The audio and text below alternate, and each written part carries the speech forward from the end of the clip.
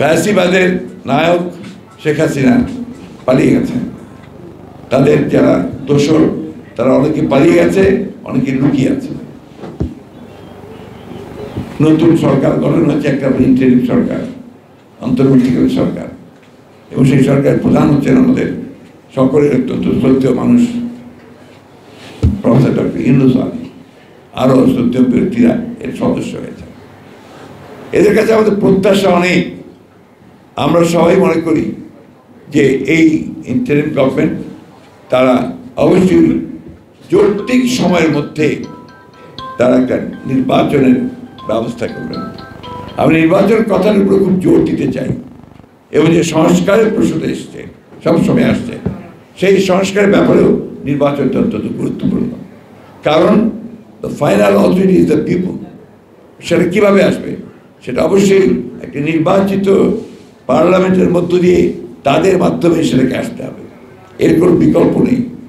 সুতরাং কয়েকজন ব্যক্তি একটা সংস্কার করে দেবেন, এটা আমি বিশ্বাস করি না। আমি বিশ্বাস করি জনগণের অংশগ্রহণের মধ্যে দিয়ে তাদের মাধ্যমে কিন্তু সেই সংস্কার আসতে হবে। আমরা বিশ্বাস করি যে আমাদের এখন যারা ইন্টারিম গভর্নমেন্টে কাজ করছেন তারা সবাই অত্যন্ত আন্তরিক, তারা যোগ্য মানুষ, কিন্তু আমরা এটাকে আরো ভিজিবল দেখতে চাই, আরো দৃশ্যমান দেখতে চাই। আমরা দেখতে চাই যে প্রধান উপদেষ্টা তিনি অতি দ্রুত জনগণের সামনে তিনি কি করতে চান তা উপস্থাপন করবেন, একটা রোড ম্যাপ দিবেন যে কীভাবে তিনি অতি দ্রুত একটা নির্বাচনের ব্যবস্থা করবেন, কিভাবে তিনি প্রয়োজনীয় সংস্কারগুলো ঘটিয়ে তারা জনগণের একটা স্বস্তি দিয়ে তার সামনের দিকে এগোবেন এবং নির্বাচনের ব্যবস্থা করবেন। আমরা দেখতে চাই না যে সমস্ত ব্যক্তিরা হাসিনার পাশে থেকে, হাসিনার সঙ্গে থেকে তার দোসর হয়ে তারা মানুষের উপর নির্যাতন নিপীড়ন করেছে, লুটপাট করেছে, দেশের পাচার করে দিয়েছে, তাদেরকে আমরা আশেপাশে দেখতে চাই না। তাই পত্রিকায় যখন আমরা ছবি দেখি যে ওই সমস্ত লোকেরা আবার সংগঠিত হয়ে বিভিন্ন গুরুত্বপূর্ণ ব্যক্তিদের সঙ্গে দেখা করছেন, তখন আমরা একটু উদ্বিগ্ন হই, চিন্তিত হই।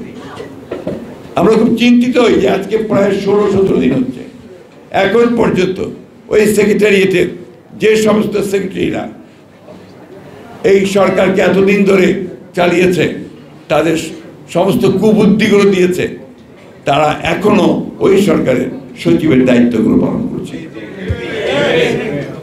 এটা আমরা দেখতে চাই না। আমরা দেখতে চাই যে অবিলম্বে ওই ব্যুরোক্রেসিতে যারা প্রো পিপুল আছেন, যারা জনগণের সঙ্গে সম্পৃক্ত আছেন, সে আইন মেনে সব মেনেই তাদেরকে আমরা পাশে দেখতে চাই। এই কথাগুলো আমি বলতাম না, কিন্তু বলতে বাধ্য হচ্ছে এই জন্যে যে আমরা সেগুলো দেখতে পাচ্ছি না। আমরা এখন পর্যন্ত বিদ্যালয়গুলোতে কোনো ভাইস চ্যান্সেলর নিয়োগ দেওয়া হয় নাই, অথচ ভাইস চ্যান্সেলর ইতিমধ্যে রিজাইন করেছেন। আমরা দেখতে চাই যে ভাইস চ্যান্সেলর নিয়োগ দেওয়া হচ্ছে যাদের সকলের কাছে গ্রহণযোগ্যতা আছে। এই সমস্ত আমরা দেখতে চাই যে আইন শৃঙ্খলা পরিস্থিতি নিয়ন্ত্রণের ব্যাপারে তারা অত্যন্ত সচেষ্ট। এই ব্যাপারে আমরা তাদেরকে সর্বাত্মক সহযোগিতা দিয়েছি, দেব এবং এখনো দেব। সব রকম প্রতিশ্রুতি আমরা দিচ্ছি।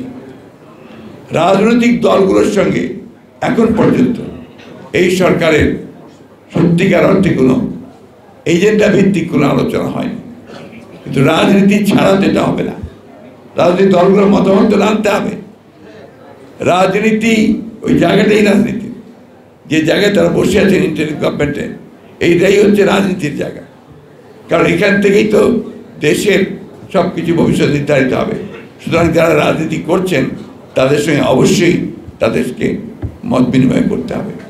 ছাত্র নেতৃবৃন্দ যারা আজকে এই সহযোগিতা করছেন তাদের কাছেও আমাদের অনুরোধ, যেটা আমরা যারা অনুরোধ রাখছি যে এই বিষয়গুলোকে অত্যন্ত গুরুত্বপূর্ণ সহকারে নিয়ে এই বিপ্লবকে যেন সুসংগত করা যায়, প্রতি বিপ্লব যেন না ঘটে, এবং ইতিমধ্যে যে চক্রান্ত রকম কথাবার্তা উঠে আসছে মানুষের মধ্যে, সেগুলোকে যেন আপনার প্রতিহত করা যায়, সেগুলোকে পরাজিত করে এই বিপ্লবের চেতনাকে যেন আমরা সমুন্নত রেখে একটা গণতান্ত্রিক বাংলাদেশের দিকে যেন এগিয়ে দিতে পারি সেই বিষয়টা তাদেরকে সবসময় স্মরণ রাখতে